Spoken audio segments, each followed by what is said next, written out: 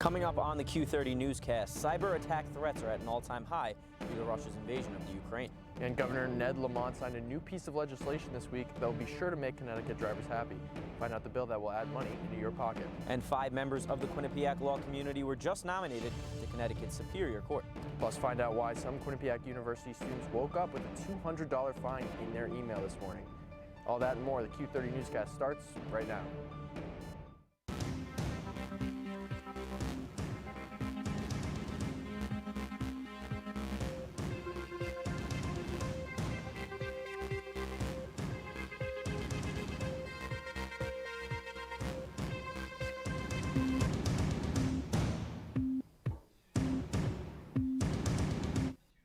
Welcome to the Q30 Newscast. I'm Ryan Coop alongside Ethan Loke. We have a lot of important news to get to tonight, so let's dive right into it. We start off tonight looking at cybersecurity crimes, which have recently increased due to Russia's ongoing invasion of Ukraine.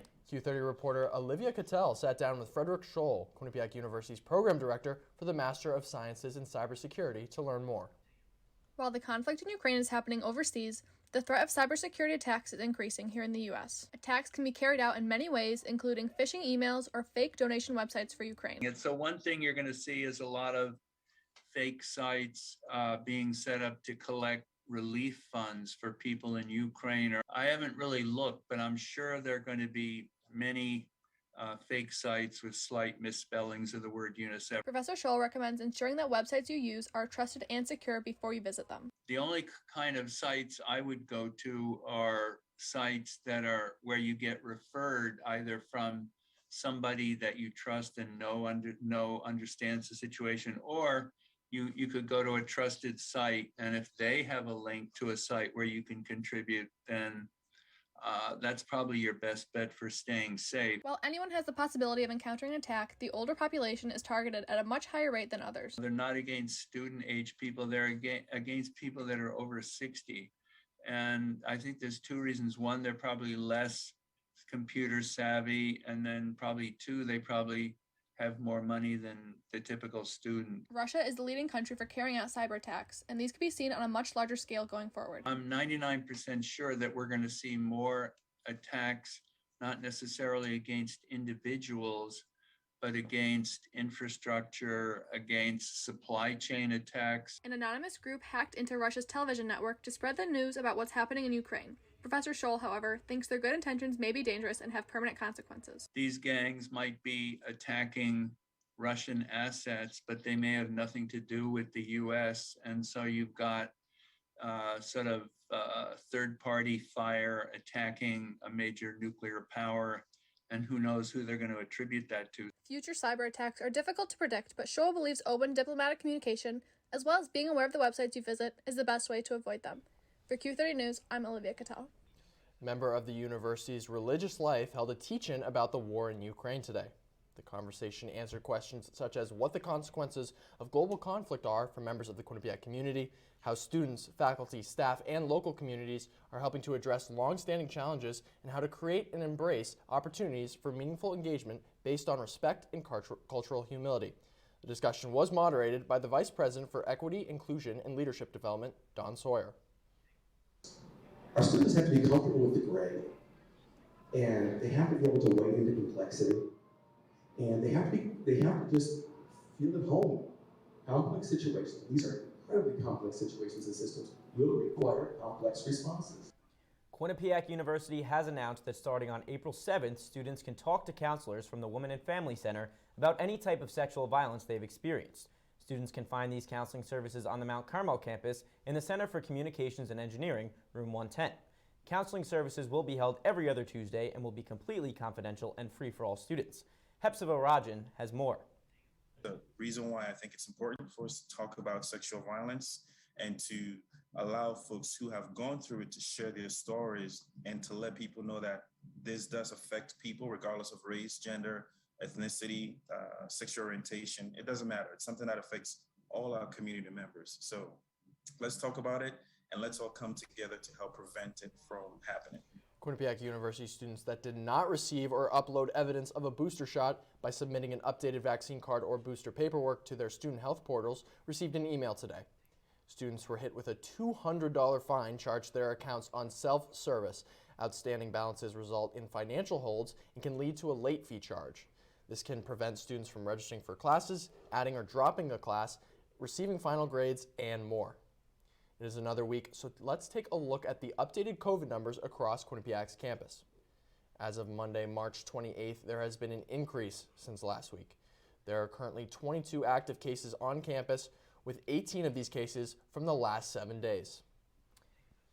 Pulitzer Prize-winning poet Vijay Seshadri is set to perform a reading from his book, That Was Now, This Is Then, tomorrow, March 31st from 5 to 7 p.m. in the Carl Hansen Student Center, room 120.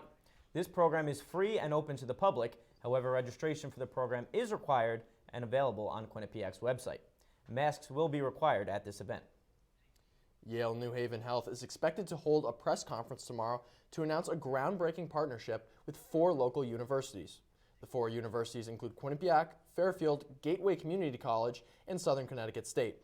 This partnership promises to graduate at least 557 additional nurses over the course of the next 4 years. Yale New Haven Health has also pledged $1.7 million in scholarships to help students in need who would not be able to afford the cost of school as well as the cost of textbooks.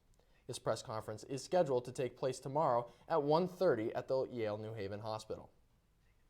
The Department of Cultural and Global Engagement is hosting a Women of Color gathering tomorrow, March 31st from 4 to 6 p.m. in the Center of Communications and Engineering, room 101. This event provides faculty, staff, and students of Quinnipiac University who identify as women of color the opportunity to center their wellness and build community. Light refreshments will be provided, and you can reserve your spot on Quinnipiac's website. The Quinnipiac Barnacle, a satirical newspaper, is returning after being shut down when the university went remote back in 2020. There was an effort to bring it back in the fall of 2020, but it did not last through remote communication and a lack of engagement. Neha Sinarayan, a member of the QU Chronicle, is responsible for the newspaper's revival. So it's not like you're writing an extensive article or essay or anything like that. It's just you sitting down on Google Docs and writing down this idea that you thought would be so bizarre. So I really hope that students take away that you can enjoy your thoughts and you can enjoy writing in a different way. You shouldn't feel pressured about it to express yourself. So it's not like you're... The Fourth Wall Student Theater will be performing the play Little Women starting April 1st and running through April 3rd. Tickets will be priced at $10, and the play will be shown at the Quinnipiac University Theater on Sherman Ave. The play will also be directed by Emma Poirier. Q30's Mason Glod spoke to a cast member about their experience in this production. We have film students, we have theater majors, we have even our director is a biology student. Like, we just have so many different kinds of people, but it meshes so well that it feels like a family.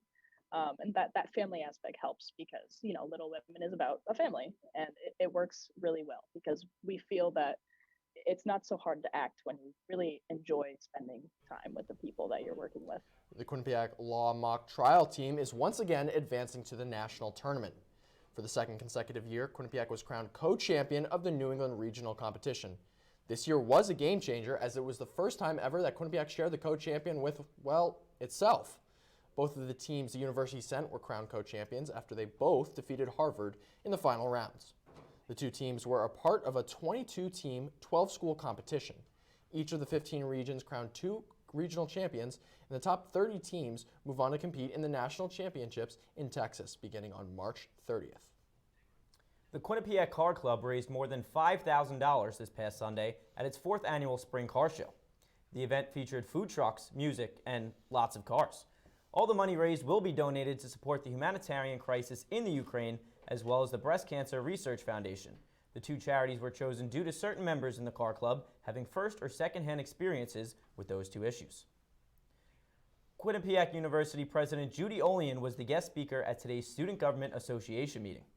Olian discussed Quinnipiac's new partnership with Hartford Healthcare, as well as plans for the development of the South Quad, which will be a new addition to Quinnipiac as part of the school's 10-year plan. The quad will feature residential dorms for first-year students, as well as for students who choose to live in learning communities.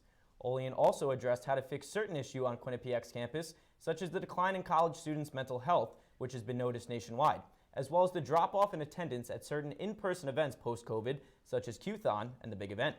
Students were welcome to share any ideas they had to fix these issues. Having both President Ullian and all of our student government members in one space, it makes it a very seamless process to communicate everything that's going on and to kind of get feedback on both sides. Well, it is time for our first break of the night, but don't go anywhere. When we come back, we will recap Quinnipiac University's annual Q30 event, which took place this past weekend. And we will have your political news update, but before we go, Melanie Carreri joins us with a quick look at the weather. What do you have for us, Melanie? Thanks, Ethan and Ryan. Today we saw a high of 49 with some partly cloudy skies and some sun. However, tomorrow and Friday, as we're heading into April, we are seeing those spring showers coming through, but I will provide more details on this when we come back after the break.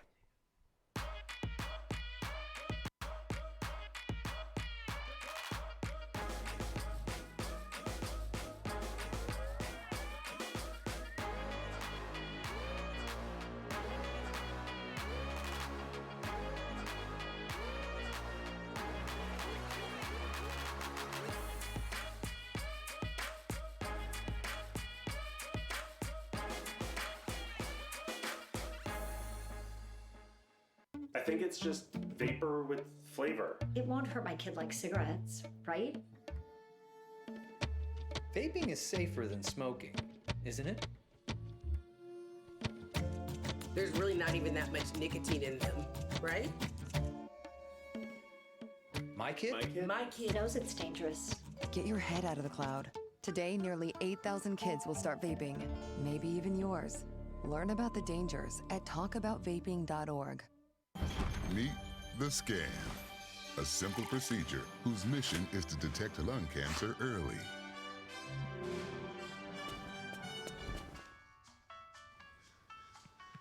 I'm here to save you. But I feel fine. That's great, but you may still be at high risk for lung cancer. Oh man, that's a new fence. If you smoke, early detection could save your life. Learn more at savedbythescan.org. This past weekend, Quinnipiac held their 11th annual Q30 event, a dance-a-thon to raise money for the Connecticut Children's Hospital and their Miracle Kids. Q30 News executive producer Katie Cohen has more. Q-thon at Quinnipiac University took place in the rec center this past weekend, and they raised a total of $125,039.67. With Quinnipiac's dance marathon being canceled in 2020 and in a hybrid format in 2021, this was the first normal Q-thon in 2 years. The Miracle families were happy to be back in person to interact with students. They are grateful for what students do for them throughout the year. I get very proud of all the college students working on these dance marathons because this is a time where you're supposed to be selfish and enjoy your college experience. But to dedicate time to families like ours that you'll never meet, the money you raise directly affects us and helps us. Students on the e-board are also happy to be back together for this day of fundraising. I just love dancing with the rest of the Q-thon community and all the student body, professors, staff members, and just getting everyone excited about such a great cause. And at the end of the day, everything that we do is all for the patients and their families at Connecticut Children's. And Q-thon means so much to the families that look forward to this day. A child with special needs and also a parent of a child with special needs and other family members can have an isolating experience from that.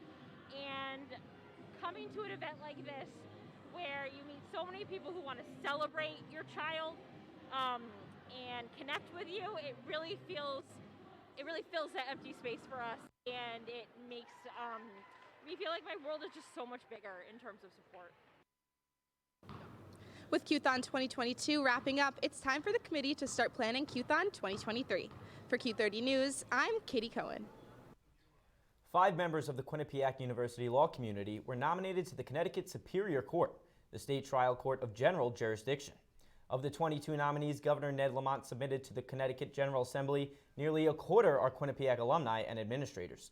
The nominees include Stephanie Demiani, class of 2002, Maria Del Pilar Gonzalez, class of 2008, Mary Elizabeth Reed, class of 1994, John Riley, class of 1992, and Nita Viati, the Assistant Director of Career and Professional Development for Quinnipiac Law.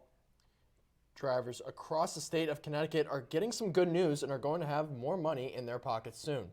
Connecticut Governor Ned Lamont signed an emergency legislation this week which suspended Connecticut's excise tax on gas from April 1st until June 30th of this year. The legislation also suspends fares on public buses statewide during this time period. It is now time for our political news update. Hepzibah Rajan is in the studio with more on politics. Thank you, Ryan and Ethan. Tonight's political news begins at the Capitol, where President Joe Biden signed into law an anti-lynching bill on Tuesday.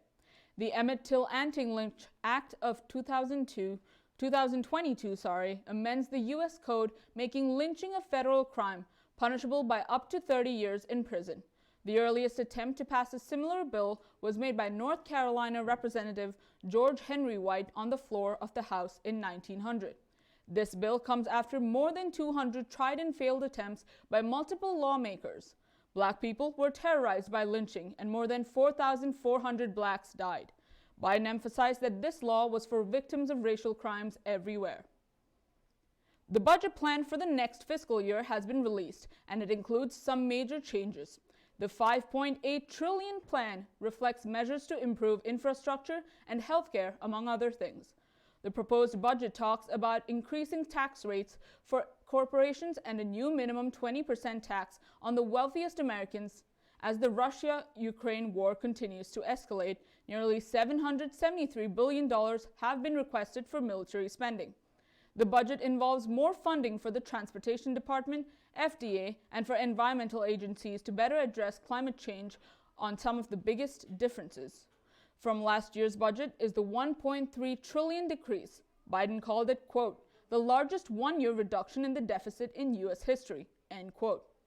Talks between Biden and President Zelensky continue, and their latest conversation included U.S. giving $500 million to Ukraine in budget aid. U.S. has provided a total of $1 billion to Ukraine since Russia's invasion during the phone call between the two leaders. Zelensky updated President Biden on the peace talks between Moscow and Kyiv.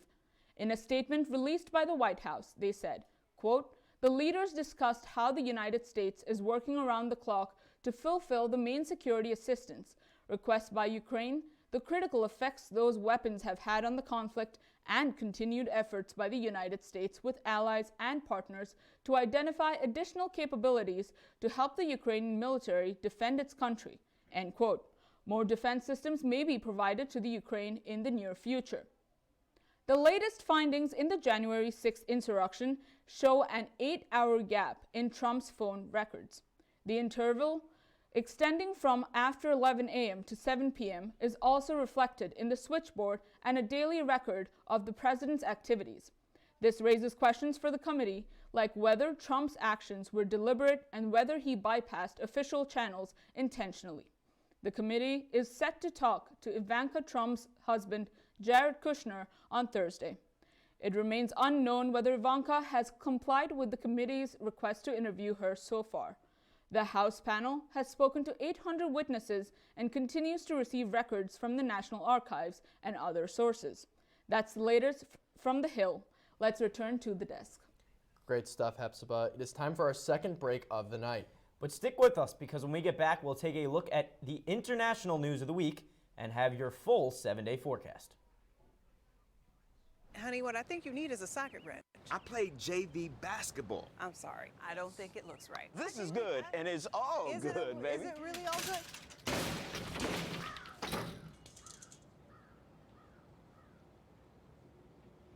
If you love me enough to routinely test your handyman skills, not to mention the strength of your marriage, then of course you'll visit nhtsa.gov/the-right-seat to make sure I'm in the right car seat.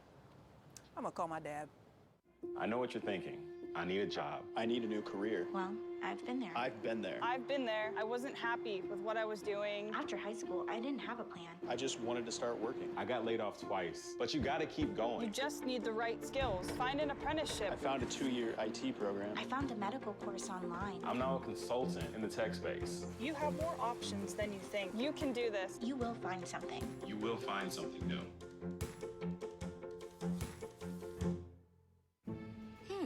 Maybe you can make retirement happen. After all, you made home ownership happen.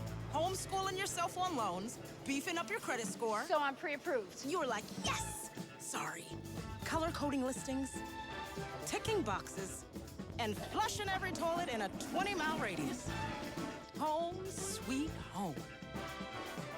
You aced House Hunter. Now get the tips you need to get on track at aceyourretirement.org. Welcome back into Studio 125. Thank you for staying with us tonight. And it is now time for our full 7-day weather forecast. I don't know about you, Ethan, but I am personally ready to stick the winter coat in the back of the closet. So I'm excited to welcome on the best in the weather business, Melanie Carreri, to give us a look at this week's forecast. Quite the introduction, Ryan. Thank you. So we're going to start with looking at Connecticut. So I'm going to move out of the way here so you can see. In Torrington and Danbury, we see 38 and 39, so like the high 30s, but as we move to the right side of the map, we see a theme of the 40s, and then when we move down to New Haven, closer to our area, we also see 40 degrees. Now we're going to move on to the 7-day weather forecast. Now this is quite an interesting, eventful weather pattern this week we have. So today we saw the high of 49 with some partly cloudy skies. However, tomorrow, in the evening, we will see rain, and that'll progress throughout the night into the morning of Friday. However, luckily for us, on Saturday, we will have some sunny skies. It'll be a nice Saturday afternoon and spend like a beautiful day outside take advantage because the further we get into the weekend in the week, we see on Sunday, there's going to be a high of 54 with cloudy skies. Monday, high of 57 with some partly cloudy skies. However, Tuesday, we see some heavy clouds with a high of 49, low of 36, and we may even have some rain. So definitely hold on to your raincoats and rain boots and get ready and prepared because the spring showers are kicking in. Now that's all I have for you guys. Back to Ethan and Ryan at the desk. Thanks, Melanie. Good to see there might be some brighter days coming up. Professor Mary Paddock developed a new linguistics course that will be offered in the fall semester. The course will explore the structural components of language and how languages have evolved over time. And the course will culminate in a student interest-driven project that will allow course participants to observe linguistics regarding a topic of their choice.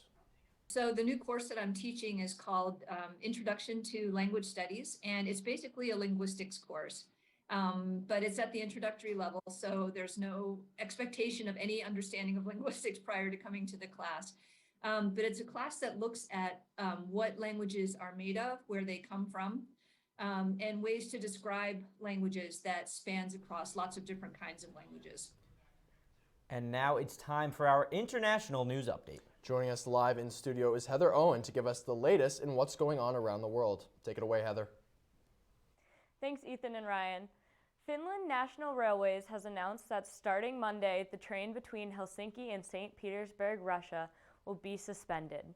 This closes the rail link between Russia and the European Union. Finland's minister in charge of state holdings stated that the reason they had waited so long to suspend the Algero train service was to allow Finns to return home from Russia. Quote, "Now it is evident that the situation has changed for the Algero, and the continuation of Algero traffic is no longer appropriate from the point of view of the state owner." End quote. Gas prices have rocketed over the past few weeks. This is all due to Russia invading Ukraine, leading to many countries stopping Russian oil exports. Canada's Natural Resource Minister said that Canada is committed, quote, "to help as much as we can in terms of displacing Russian oil and gas," end quote. Canada is ranked 5th in the world in oil production and committed to producing an extra 200,000 barrels, along with the oil Canada will all supply gas and uranium to help solve the current global energy crisis. 2 people were killed and several others injured by 2 gunmen in northern Israel on Sunday night. It was the eve of the diplomatic summit in southern Israel between Arab, Israeli, and American diplomats. It was stated that the gunmen were Arab. This is the 4th attack in Israel in the past 2 weeks. The police said that 3 officers were wounded in the gun battle, and medical teams said they treated at least 3 others. Citizens are concerned that more violence within the country will continue as we hit the season of Passover, Easter, and the Muslim holy month of Ramadan. That's all I have for international news. Back to you at the desk. Well, it is time for one last break before we leave you for the night. But two sports guys joining the news desk. It's only right we finish it off the show with some sports. Oh, absolutely, Ryan. Keith Savage has the latest in QU sports when we return. You won't want to miss it.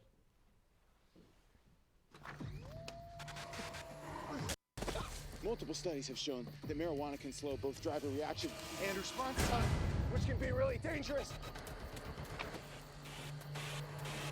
It's here. It's here. Wait. What? I can't drive. What? My. Oh.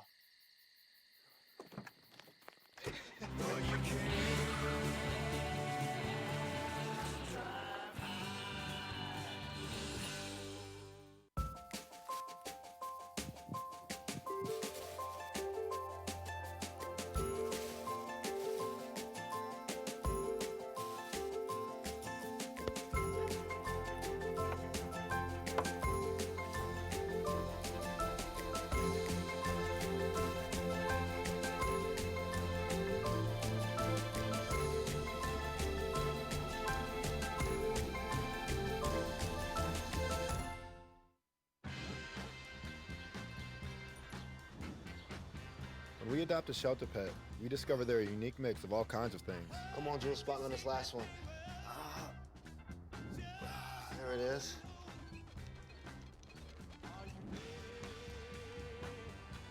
Keep going with it. Leo. They're a little bit of a lot of things, but they're all pure love. Welcome back. As promised, before the commercial break, Q30 Sports' very own Keith Savage joins us live for the latest in Quinnipiac athletics. Spring sports are starting to get underway, so what do you have for us tonight, Keith? Thanks, guys. Let's get right into sports. Going to the winter, and the men's ice hockey team made some noise in the NCAA tournament against the St. Cloud Huskies on Friday. The Bobcats found themselves up 2-0 after the first period, but the Huskies answered back, and the game was tied 3-3 entering the third period. Senior forward Ethan DeJong and junior defenseman Jaden Lee scored in the last period to give Quinnipiac a 5-4 victory, and they moved on to play the #1 team Michigan Wolverines 2 days later. Bobcats did not have the same success against the Wolverines. The team was down 4-0 going into the third period, but Quinnipiac fought back and brought the deficit to 1 with less than 9 minutes remaining. But the Bobcats did not have a good comeback, and it wasn't enough, and Michigan moved on to win the game 7-4. On to women's lacrosse. They had their first conference game in the season against the Marist Red Foxes over the weekend. The Bobcats started the game red hot, scoring in the first 5. Games that trend continued for the rest of the afternoon, and the team was unstoppable in a 19-7 victory. It was the most goals the team scored this season. It was the least amount of points Quinnipiac gave up so far. First year midfielder Ella Grace Stelman led the way with 5 goals. But let's move on to softball, and the team had their first home game of the season. The Bobcats had 2 sets of a doubleheader against Maine and Hartford over the weekend. Quinnipiac went on when 1-3 in those matchups, with their only win coming from a 3-2 victory against Maine. The team's record now falls to 4-14. On Saturday, the Bobcats had their first conference play away at the Canisius Golden Eagles. That's all I have for sports. Back to you guys on the desk. Well, thank you, Keith. Well, Ethan, I don't know about you, but I'm getting a little hungry. Yeah, it is pretty late, Ryan. I could for sure go for some food right now. And speaking of food, New Haven Restaurant Week is underway and will continue until April 9th. With more on that story, here's Q30's president, Joe LaGrippo. New Haven Restaurant Week returned this past Sunday as the highly anticipated celebration of dining began throughout Elm City. They will feature special fixed-price menu items and limited-time-only deals. Pistachio CAFE is one of those restaurants looking to promote themselves. We're hoping to just get a lot more known, to the community. Our brunch menu is relatively new. We just started back in August, so we're kind of hoping for more people to come in and try that out. Pistachio CAFE prides itself in its quote-unquote house rules that all customers must abide by. We have a cafe side and then we have a dine-in side. We kind of want to have the best of both worlds. You know, people want to come in and be able to have a quiet space and study. We want to respect that there's a lot of people in the area, so we want to give people a turn. But then we also have another side where there aren't laptops allowed, and it's kind of more for just chatting, dining in, really like, you know, having time with your friends and talking. The cafe is also known for its specialty pistachio coffee and homemade desserts. I would say we're pretty much known for like all our specialty lattes. So our pistachio latte, which is made with pistachio milk, which is very uncommon in the area. And then also our specialty macaroons, which are made in-house and come in various flavors. New Haven's Restaurant Week will continue until Saturday, April 9th, with over 50 restaurants participating. From Pistachio CAFE, I'm Joe LaGrippo, Q30 News. Great stuff from the birthday boy. That's all the time we have for tonight, but make sure to follow us on social media and visit our website at www.q30tv.com or download our Q30 television app to stay up to date with all the breaking news and events going on at Quinnipiac and in the Hamden and New Haven area. For Ryan Coop and everyone behind the scenes, I'm Ethan Logue. Thanks for joining us for another night of the Q30 Newscast. We'll be back next week, same time, same place, but for now, good night.